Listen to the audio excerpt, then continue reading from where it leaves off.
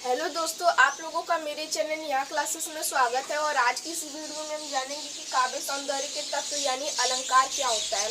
काव्य सौंदर्य के तत्व में हमें 3 पढ़ना है: अलंकार, रस, छंद। हमें 3 पढ़ना है। कौन कौन सा पढ़ना मैं आपको डिस्कस कर देता हूँ इसी क्लास में।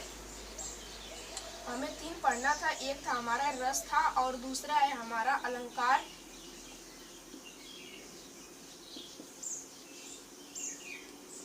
और जो तीसरा टॉपिक है वह है छंद।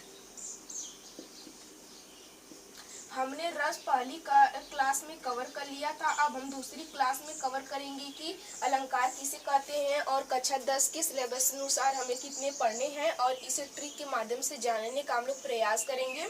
और जो छंद होता है इसे भी हम लोग अगली वीडियो में जानेंगे कि छंद किसे कहते हैं, ये कितने प्रकार के होते हैं, कक्षा 10 में हमें पढ़ना कितने प्रकार का है, और इससे संबंधित जो भी MCQ बनते हैं मैं आपको इसको बताने का प्रयास करूंगा।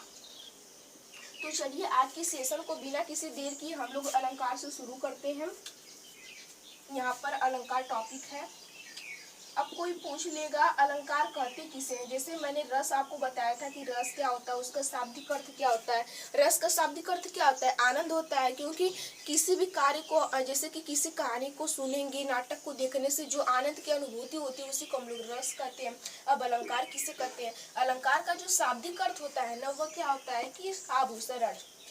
इसका अर्थ मैं बगल में लिख दे रहा हूँ। आभूषण होता है। एग्जाम में बहुत बार पूछ भी लिया जाता है कि अलंकार का शाब्दिक अर्थ क्या होता है, तो क्या होता है? आभूषण। अब हम बात करें कि अलंकार हम लोग कहते किसे हैं, तो देखिए, जैसे कि जिस प्रकार स्त्री की शोभा कौन बढ़ाता है? आभूषण बढ़ाते, उसी प्रकार से काव्य साहित्य में तत्वों की शोभा बढ़ाने वाले काव्य की शोभा बढ़ाने वाले तत्वों को हम लोग क्या कहते हैं? अलंकार कहते हैं। अलंकार कहते हैं। जैसे कि यदि कोई स्त्री आभूषण नहीं पहनी है तो वो उतनी अच्छी नहीं लगेगी। यदि कोई स्त्री पूर्ण रूप से आभूषण को पहन ले तो वह कितनी प्यारी लगती है। उसी प्रकार से जैसे कि काव्य की शोभा बढ़ाने वाले जो तत्व होते हैं ना, वही क्या कहलाते हैं? अलंकार कहलाते हैं। अब हम लोग बात करें कि अलंकार कितने प्रकार के होते हैं। अलंकार जो होते हैं ना, 3 प्रकार के होते हैं। कौन कौन से होते हैं? मैं यहाँ पर डिफिनेशन लिख दे रहा हूँ। काव्य की शोभा बढ़ाने वाले तत्वों को अलंकार कहते हैं।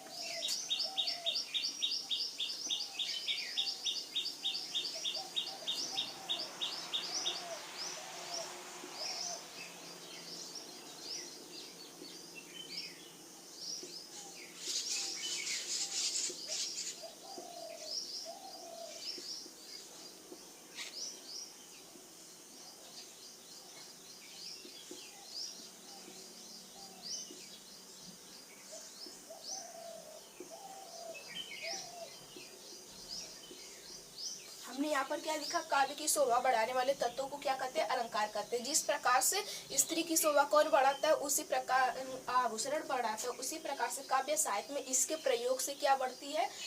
काव्य की शोभा बढ़ जाती है इसके प्रयोग से साहित्य में। अब हम लोग बात करें कि ये कितने प्रकार के होते हैं। तो जो यह अलंकार होता है ना, ये 3 प्रकार का होता है। एक है हमारा क्या? शब्दालंकार। शब्दालंकार। और दूसरा जो हमारा अर्थालंकार।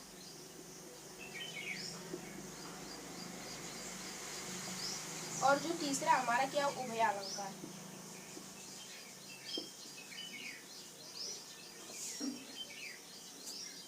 इससे तो हमें कोई लेना देना ही नहीं है हमें, लेकिन हम जान लेते हैं कि शब्द अलंकार किसे कहते हैं, अर्थालंकार किसे कहते हैं, यह भी जान लेंगे। लेकिन सिलेबस में केवल हमारी क्या है? अर्थालंकार है। कौन सा अलंकार है? केवल हमारे सिलेबस में अर्थालंकार है। वो भी अर्थालंकार 7-8 प्रकार के होते हैं, लेकिन हमें पढ़ना कितने प्रकार का है? केवल 3 प्रकार का पढ़ना है कि ये 3 अलंकार हमें पढ़ने। मैं आपको वह बात अभी जल्दी बताऊंगा कि कौन कौन से अलंकार हमें कक्षा 10 में पढ़ने हैं अर्थालंकार के अंतर्गत। पहले डिस्कस कर ले कि हम लोग शब्द अलंकार कहते किसे हैं, जहाँ पर शब्दों के द्वारा काव्य की शोभा बढ़ाई जाए। किसकी? मैंने कहा कि काव्य की शोभा बढ़ाने वाले तत्वों को अलंकार कहते हैं। वहीं पर यदि मैं इस शब्द को ऐड कर दूं कि जहाँ पर काव्य की शोभा शब्दों के द्वारा बढ़ाई जाए, या फिर शब्दों के द्वारा, जैसे कि काव्य की शोभा बढ़ाने वाले तत्वों को अलंकार कहते हैं। इसी प्रकार से जहाँ पर काव्य में शब्दों के द्वारा शोभा बढ़ाया जाए उसे हम लोग क्या कहेंगे, शब्दालंकार। शब्दों के द्वारा शोभा बढ़ाया जाए।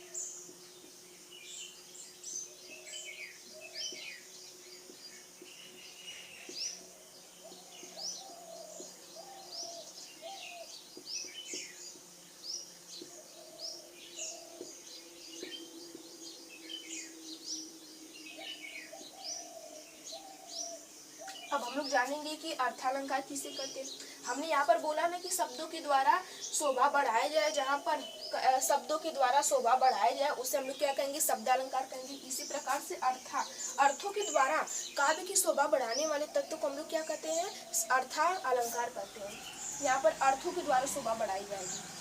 कोई पूछेगा कि कहाँ पर बढ़ाई जाएगी, तो काव्य की शोभा बढ़ाने वाले तत्वों को अलंकार कहते हैं। तो काव्य की जो शोभा है ना, वह शब्दों के द्वारा जब बढ़ाई जाएगी तो उसे शब्दालंकार कहते हैं। जब काव्य की शोभा अर्थों के द्वारा बढ़ाई जाएगी तो उसे हम लोग क्या कहेंगे, अर्थालंकार कहेंगे। इतना याद रखिएगा।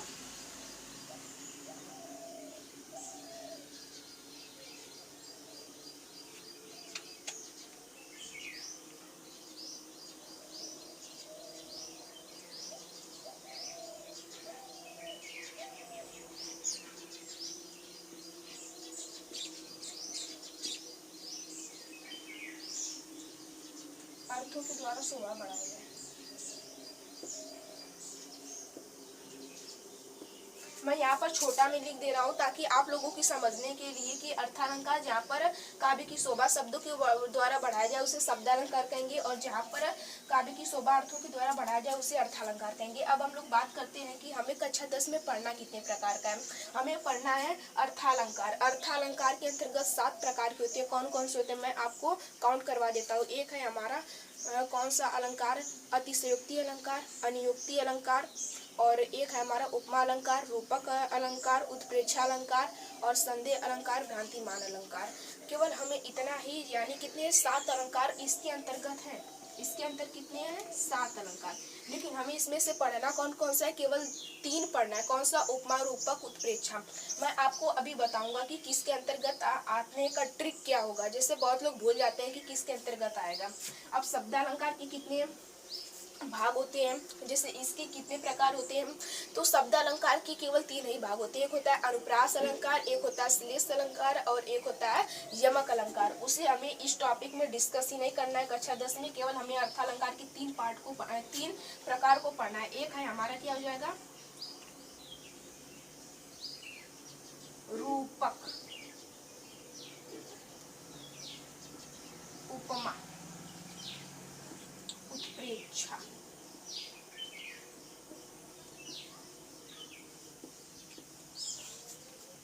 मैं आपको बताऊं इसे पहचानने का ट्रिक। पहले उ का अर्थ, उ का अर्थ। आप लोग इस शब्द को याद कर लीजिए। यदि आपसे इस प्रकार का क्वेश्चन पूछ दिया कि रूपक, उपमा, उत्प्रेक्षा किस अलंकार के अंतर्गत आते हैं, तो आप लोग कंफ्यूज हो जाएंगे। इसीलिए मैंने यहाँ पर इसका ट्रिक बनाया है। जैसे कि उ से क्या हो जाएगा, उपमा, रू से रूपक, उ से क्या हो जाएगा, उत्प्रेक्षा, क से का, अर्थ से क्या हो जाएगा, अर्थालंकार। यानी ये तीनों किसके अंतर्गत आते हैं, अर्थालंकार के अंतर्गत आते हैं। अब हम लोग जानेंगे कि रूपक अलंकार कहते किसे हैं। जहाँ पर क्या किया जाए कि जहाँ पर उपमेय में उपमान का भेद रहित आरोप किया जाए उसे हम लोग क्या कहेंगे, रूपक अलंकार कहेंगे। मैं यहाँ पर लिख दे रहा हूँ, कभी कभी पूछ भी लेता है।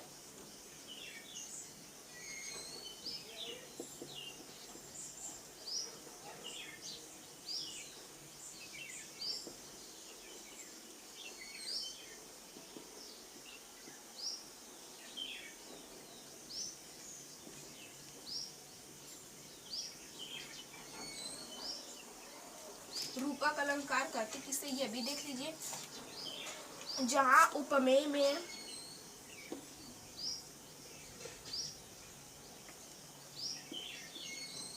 उपमान की रूपता स्थापित की जाती है।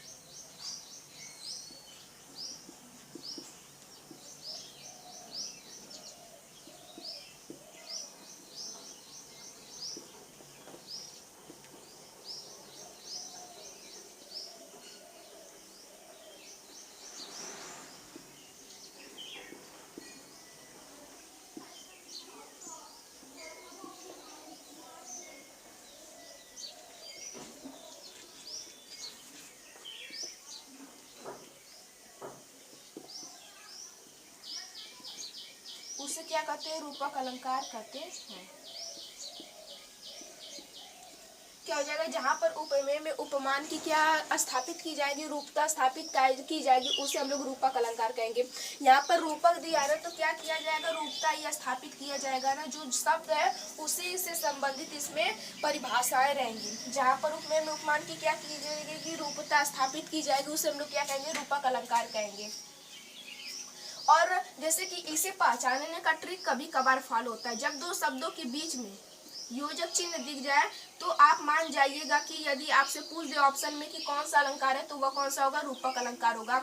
लेकिन ये कभी कभार होता है। मैं इसके अलावा अभी और आपको ट्रिक बताऊंगा अलंकार को पहचानने का। अब जो दूसरी टॉपिक है, जैसे कि मैं आपको एक उदाहरण बता देता हूँ। यहाँ पर रूपक अलंकार का परिभाषा इस प्रकार भी पूछ लिया जाता है, जहाँ पर उपमेय में उपमान का भेद रहित आरोप किया जाता है उसे कौन सा अलंकार कहते हैं, तो उसे रूपक अलंकार कहते हैं। अब हम लोग दूसरे अलंकार पर आते हैं। दूसरा है हमारा उपमा अलंकार।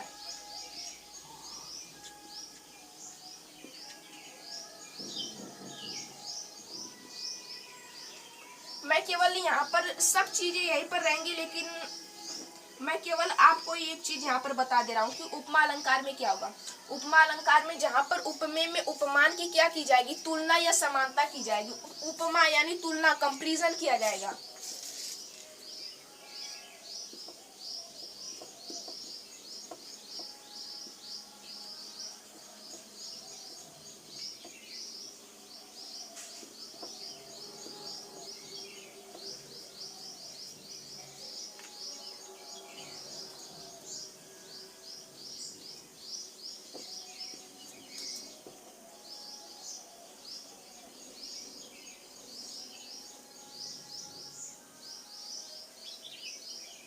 ये बारिश हो रही है तो थोड़ा पानी की बूंद इस पर आ गई है, इसलिए नहीं चल रहा है, रुक जाइए।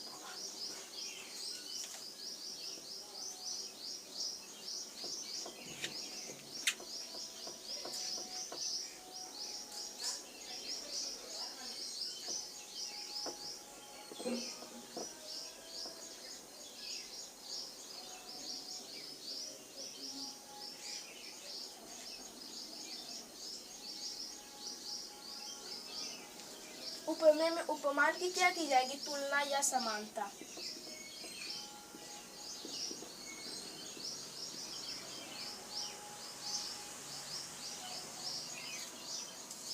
तुलना या क्या की जाएगी, समानता की जाएगी, उसे हम लोग क्या बोलेंगे,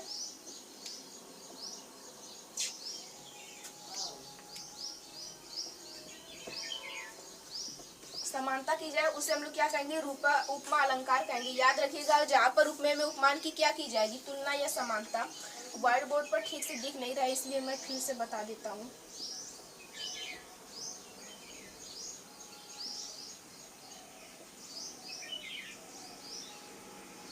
उपमेय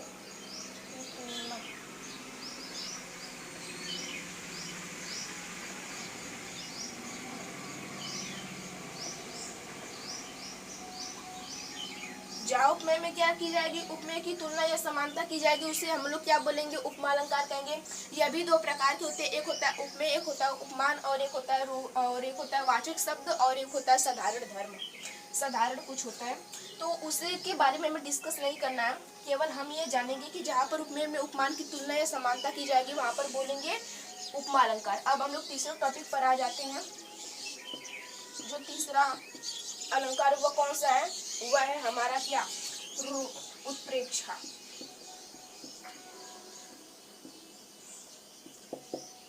उत्प्रेक्षा अलंकार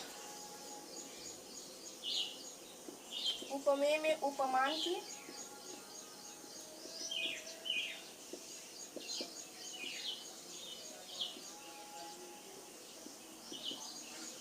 संभावना की जाती है।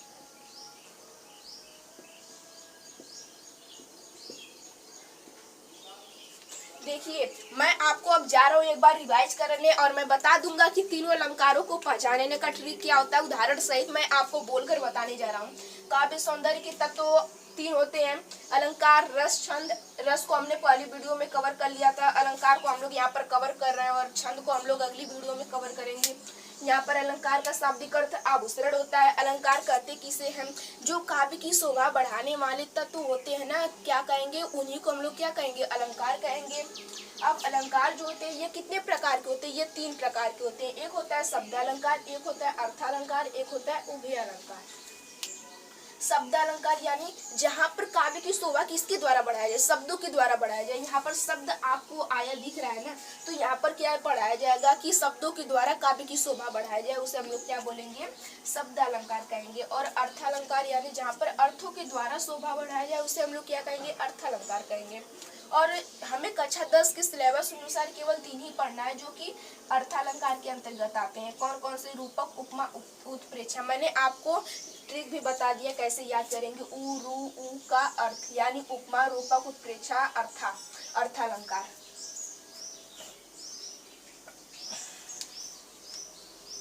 अब रूपक अलंकार किसे कहते हैं, यहाँ पर मैंने हेडिंग डालकर लिखा है, जहाँ पर उपमेय में उपमान की क्या की जाएगी, भेद रहित आरोप किया जाएगा या फिर रूपता स्थापित की जाएगी, उसे हम लोग क्या कहेंगे, रूपक अलंकार कहेंगे। इसे पहचानने का ट्रिक क्या होगा, जैसे कि 2 शब्दों के बीच में आपको योजक चिन्ह दिख जाएगा। जैसे मैं बताने जा रहा हूँ, चरण कमल, चरण,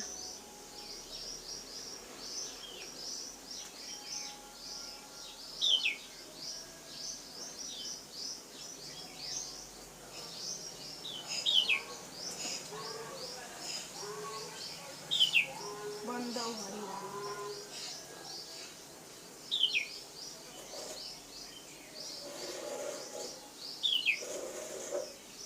बंधव हरिराय। यानी देख रहे हैं कि यहाँ पर 2 शब्द हैं और इनके बीच में ये क्या, योजक चिन्ह है, योजक चिन्ह। तो मैंने यहीं पर लिखा है कि जब 2 शब्दों के बीच में आपको योजक चिन्ह दिख जाए तो वह कौन सा अलंकार होगा, रूपक अलंकार होगा। जैसे कि मैंने आपको यहाँ पर उदाहरण भी बता दिया, चरण कमल बंधव हरिराय। जो सूरदास जी हैं वह अपने दोहे में लिखते हुए श्री कृष्ण के कमलवत रूपी चरणों की वंदना करते हुए क्या कहते हैं कि आपकी कृपा से लगना पर्वत को लांग जाता है। इसी प्रकार का शब्द उसमें कहते हैं पद में अपने। और हम लोग जानेंगे कि उपमा अलंकार किसे कहेंगे, जहाँ पर क्या किया जाएगा, उपमेय में उपमान की क्या की जाएगी, रूप, जैसे कि तुलना या समानता की जाएगी। रूपक अलंकार में रूपता स्थापित की जाएगी। आपको यहाँ पर रूपक दिख रहा है यानी रूपता ही स्थापित की जाएगी। आप लोग जब भी बोलेंगे ना तो इस को एक बार देख लेंगे तो आपको याद हो जाएगा, क्योंकि इसमें रूपता ही स्थापित की जाएगी, इसके अलावा और कोई नहीं होगा। कभी कभार इसमें पूछ भी लिया जाता है कि जैसे कि भेद रहित आरोप किसमें अलंकार आता है, किस अलंकार के अंतर्गत आता है, तो रूपक अलंकार के अंतर्गत आता है। उपमा अलंकार जहाँ पर क्या किया जाएगा, उपमेय में क्या किया जाएगा, उपमान की तुलना या समानता की जाएगी, तो उसे हम लोग क्या कहेंगे, उपमा अलंकार। अब इसे पहचानने का मजेदार ट्रिक बताने जा रहा हूँ। एक है सा, एक है सी, एक है से, एक है सरीस, एक है समान। यानी आप लोग देख रहे हैं कि जहां पर भी सा, से, सरीस, समान, यानी जहां पर भी इस प्रकार के शब्द आपको देखने के लिए मिल जाए तो क्या हो जाएगा, हमारा उपमा अलंकार हो जाएगा। जैसे कि मैं आपको एक उदाहरण बताने जा रहा हूँ, कौन सा हो जाएगा वह, भग्न विजय मालासी, पीपर पात सरिस मंडोला। यानी पीपर पात सरिस मंडोला, सरिस यहाँ पर वर्ड आया यानी क्या हो जाएगा, उपमा अलंकार हो जाएगा। आप लोग जब बहुविकल्पी हल करेंगे ना तो आप लोगों को ये जो ट्रिक है ना बहुत ही सहायक होगी। जब आप लोग उसे हल करेंगे तो मेरी ट्रिक को याद कर लीजिएगा, आप लोग जरूर उसमें सब क्वेश्चन को कर लेंगे। उपमा अलंकार यानी जहाँ पर सा, से, सरिस, सम दिख जाए आपको उसमें क्या हो जाएगा, उपमा अलंकार हो जाएगा। अब हम लोग जान लेते हैं कि उत्प्रेक्षा अलंकार किसे कहेंगे, जहाँ पर उपमेय में क्या, जहाँ पर उपमेय में उपमान की संभावना की जाएगी। क्या की जाएगी, संभावना। यानी जैसे कि या तो होता, होगा नहीं, लेकिन क्या किया जाएगा, संभावना की जाएगी, संभावना की जाएगी, तो उसे हम लोग क्या कहेंगे, उत्प्रेक्षा अलंकार कहेंगे। अब इसे पहचानने का ट्रिक मैं आपको बताने जा रहा हूँ। मनु, मानु, मनु, मानव, जन,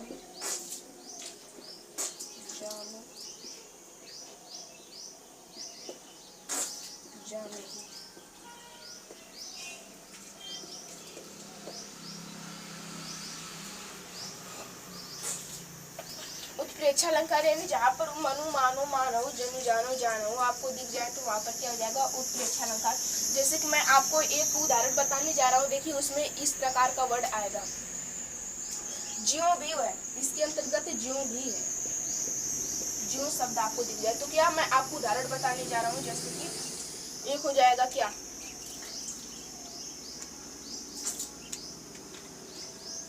पुलक प्रकट करती धरती, पुलक प्रकट करती धरती। सुनिएगा ध्यान से, इसमें कौन सा वर्ड आ रहा है। पुलक प्रकट करती धरती हरित तृणों की नोकों से, मानो वृक्ष झूम रहे हैं मंद पवन हवा के झोंकों से। यानी आपने देखा कि मैंने एक वर्ड का इस्तेमाल किया हुआ यह है कि मानो। मानो किसमें आया उत्प्रेक्षा अलंकार में। तो क्या बोल देंगे, यदि आपको वो उदाहरण देकर पूछ दे कि इसमें अलंकार कौन सा है तो आप लोग क्या बोलेंगे उत्प्रेक्षा अलंकार। समझे, इस प्रकार का हो जाएगा। अब मैं आपको जा रहा हूँ कि रूपक अलंकार को कैसे पहचानेंगे। जैसे कि आपको कक्षा 10 के सिलेबस में केवल 3 ही अलंकार पढ़ना है, एक है उपमा अलंकार, एक है रूपक अलंकार, एक उत्प्रेक्षा अलंकार। मैंने आपको उत्प्रेक्षा अलंकार का ठीक सहित एकदम अच्छी तरह से ट्रिक बता दिया कि जब जब भी ये शब्द आपको दिखे तो आप लोग किसी भी अलंकार की ओर मत जाइएगा, केवल उत्प्रेक्षा अलंकार को ही ट्रिक करिएगा। अब हम लोग जानते हैं कि उपमा अलंकार का भी मैंने आपको सही से उदाहरण जैसे कि ट्रिक बता दिया पहचानने का। सा से सरी समान सम आदि जहाँ पर भी शब्द दिख जाए तो उसे हम लोग उपमा अलंकार कहेंगे। अब हम लोग बात करते हैं कि रूपक अलंकार, यानी कि यदि केवल आपको 3 पढ़ना है तो मैं बोल रहा हूँ। जैसे अब हम लोग यहाँ पर मैथ का मेथड लगाने जा रहे हैं। जैसे कि यदि आपसे मैं बोल दूं x plus y plus z बराबर 5 है, केवल 3 ही इसमें चर है। यदि मैं आपको बोल दूं कि इसमें मैं आपको x का मान दिया हूँ, y का मान दिया हूँ, तो आप z का मान निकाल लेंगे कि नहीं, निकाल लेंगे ना। उसी प्रकार से मैं यहाँ पर समझाने का आपको प्रयास कर रहा हूँ कि मैंने यहाँ पर उत्प्रेक्षा अलंकार का ट्रिक बता दिया, उपमा अलंकार का ट्रिक बता दिया, तो रूपक अलंकार ही बचेगा ना। यदि आपको इन दोनों में से कोई भी ट्रिक फॉलो करता हुआ कोई उदाहरण न दिखे तो वह कौन सा अलंकार होगा, रूपक अलंकार होगा। कौन सा, रूपक अलंकार होगा। समझे, एक बार मैं फिर समझाने का प्रयास कर रहा हूँ। यदि मैं आपको यहाँ पर एक्स वाई का मान दिया हूँ, मान लीजिए कि मैं यहाँ पर 3 दिया हूँ x का मान और y का मान 2 दिया हूँ, तो z का मान कितना होगा आप लोग इसे सॉल्व करके बताएंगे ना। आप लोग जानते हैं कि जब कोई 2 मान दिया रहता है तो हम लोग तीसरे मान को निकाल लेते हैं। उसी प्रकार से मैंने यहाँ पर आपसे कहा कि हमें केवल कक्षा 10 के सिलेबस अनुसार केवल 3 अलंकार पढ़ना, एक है उपमा, रूपक, उत्प्रेक्षा।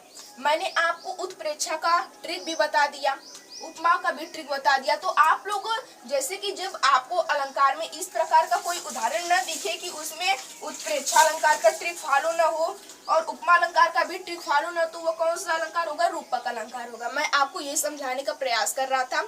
चलिए दोस्तों, क्लास को यहीं पर एंड करते हैं और मिलते हैं किसी अगली वीडियो में।